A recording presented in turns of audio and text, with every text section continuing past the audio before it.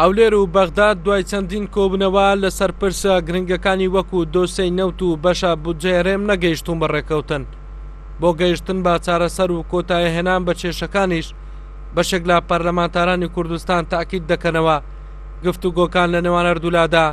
پێویستە بەردەوامیان نەبێت. چەند ساڵە هەوڵ دەدرێت لەگەڵ بەغدا پەیوەندیەکان باش بکرێت ئەو کێشە و گرفتانە کە هەیە چارەسەر بکرێت، بەڵام تاکو ئێستا پێم وایە هیچ هەنگاوێک نەچوونە پێش لەبەرەوەی خۆ دیارە ئەگەر چارەسەر بکرابە مەسەلەی نەفت و مەسەلەی بودجەی هەرێمی کوردستان چارەسەر دەکرا. ئێستا کە وەفد بڕیار وایە کە بچێتە بەغدا، پێم وایە ئەگەر باسی ئەو گرفتانەی چەند ساڵی ڕابردوو بکرێت ئەوەی هیچ ناگەینێت نەتیجە. ئێستا هەرێمی کوردستان سەرقاڵی ئەنجامدانی ڕفراندۆمە و بەشێک لە خاچی کوردستانیش کەوتۆ تا دەرەوەی ئیدارەی هەرێم بۆ دۆزینەوەی ڕێگە چارەسەر و جێبەجێکردنی مادەی 140 کا بە گوێرەی دەستوری عراق چارەنووسێ و ناوچانەیەک لای دەکاتەوە تاکید لەوە دەکرێتەوە کە بار لێک تێگەیشتن و ڕێککەوتنی نێوان هەردوو لە مادەی 140 جێبەجێ بکرێت. پێویستە حکوومەتی هەرێمی کوردستان لەگەر بەغدا لەسەر ئەو بارودۆخی کە ئێستا هەیە گفتوگۆ بکەوە. ئێستا لە هەموو کاتێکی زیاتر پێویستە وەفدەکان بەرەو بەغداش بڕۆن لەبەرەوەی ئێمە لە ڕووی ناوچە کێشە لەسەرەکان کە لە دەستوری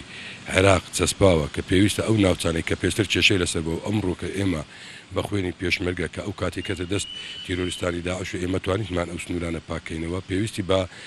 ڕیفراندۆمە و پێویستی شە بۆ خۆیان چارەنووسی خۆیان دیاری بکەن کە پێشتر دەکرا لە 2005ەوە ئەو پرسەیەک لاکرابەوە. بۆیە پێویستە ئێستا کە ئەو سنووران لای خۆشمانن و بە ڕاوێژ بۆ ئەوەی لەلایەن حکوومەتی بەغداشەوە کە کێشە لەسەر بووە بتوانرێ قسەی لەسەر بکرێ و باسی لەسەر بکرێتن بۆ پرسی ڕیفراندۆم لەو سنوورانە بتوانرێتن ڕێی حکوومەتی ناوەند وەربگیرێتن. ئەگەرچی لە ماوەی ڕابردوودا چەندین جار وەفدی هەرێمی کوردستان سەردانی بەغدادی کردووە لەگەڵ حکوومەتی عراق دیدار و کۆبنەوەی ئەنجام داوە، ئەم کۆبنەوانە نیگەرانی بەشێک لە فراکسیۆنە کوردەکانی ئەنجومەنی نوێنەرانی عراقی لێکەوتوتەوە بۆ پێی بۆ گفتوگۆکانی نێوان هەردوو لە ئاگادار ناکرێنەوە. بۆیە داواکارن هەرێمی کوردستان لە هەر هەنگاوێکی دیکەی نوێدا بە هەمانجی لەگەڵەوان هەنگاو بۆ چارەسەرکردنی کێشەکان بنێت.